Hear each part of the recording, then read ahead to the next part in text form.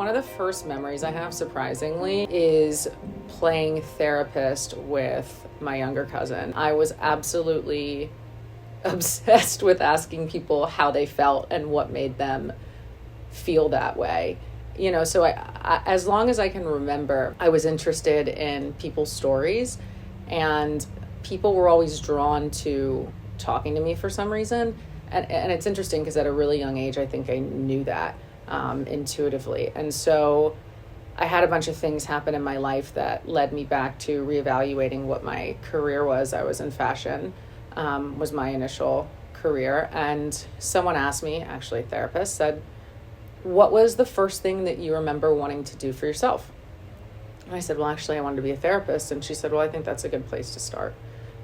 So that's how I ended up going back to school and getting my bachelor's and my first master's. And then I actually saw a deficit, an oversaturation of people with PhDs, which there's absolutely nothing wrong with getting a PhD. That's wonderful.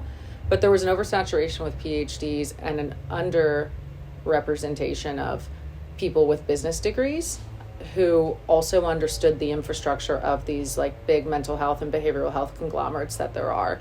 And I said to myself, if I want to be able to advocate for my clients, then I need to understand how a business operates so I know what levers to pull. And that's how I ended up getting a business degree in conjunction with my clinical degrees.